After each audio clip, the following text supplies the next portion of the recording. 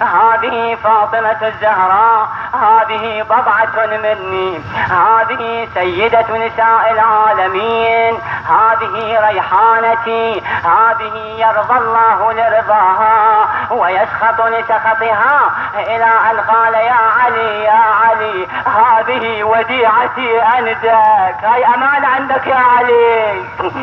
يا رسول الله بقيت هذه الأمانة عند علي بن أبي طالب إلى أن ردها إليك، ولكن ردها والضلع مكسور والعين محمرة والجنين مسقط. بويا بويا بويا ضلعي برد الباب كسرى كسرى يا بويا يا بويا وجنيني يا قاسقطة. لقد حافظ أمير المؤمنين ولكن ما يصنع يا رسول الله؟ أنت أمرته. قلت يا علي تهتك الحرمة تصبر؟ يعني يا علي تسمع الزهراء تمخض ما بين الحائط والباب. صبر بأبي وهي تمخض غاية ما صنع، أقبل إلى الرجل أكله من تلابيبه.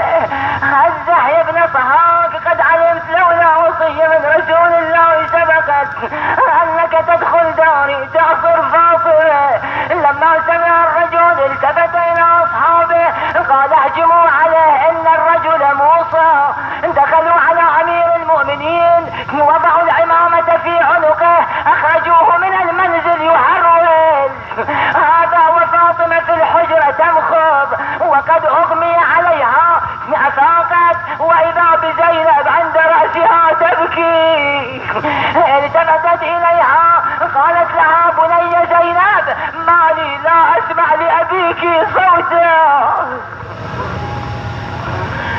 فقالت لها يا أماه يا أماه يا أماه لقد أخرجوا أبي من المنزل.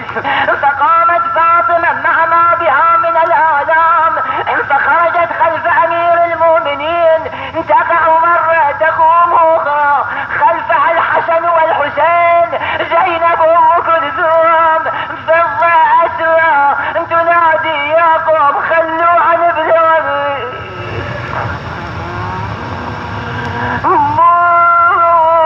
بويا بويا وراها طلعت ولها وحزينة، اي حزينة لاوية نصيحا ماخذينة من شافني المشرك بدينة. بويا رادلي وسطر عيني بيبينة.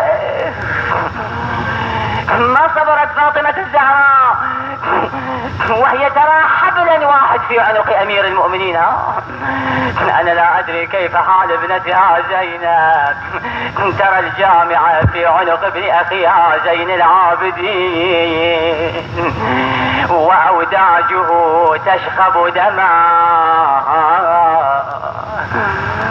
ولي يرد نشدك خيمك عن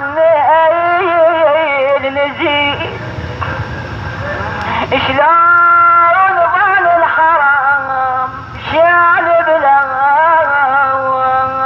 دليل. إن كان قلت لي يعاون هاي العليل يا باب المرض مشدوح ويانا أقبلت لبي أخي يا ابن أخي قم واركب. قال عم انطلقي إلى ناقتك ودعيني أنا وهؤلاء القوم. أقبل زينب نحو ناقتها وإذا بزين العابدين ينادي عم زينب إلي. فعادت إليه قال يا عم أتنظرين إلى هذه الناقة دموعها تجري من عينيها؟ قالت نعم يا ابن أخي. قال عم أتدرين ما تقول هذه الناقة؟ قالت لا يا ابن أخي. قال عم إن هذه الناقة توصي باقي النياق الرياض رفقا ببنات رسول الله. ولد وجاء إلى جهة نهر العلقم خوي على الخاك يا عباس دقعد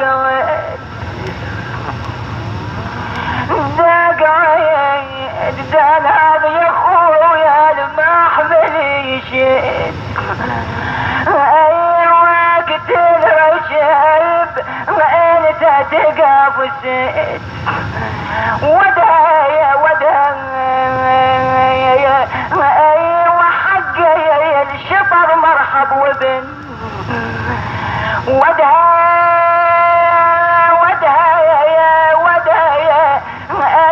اشد عدها السب من الموت اي خويا جبت زينب قول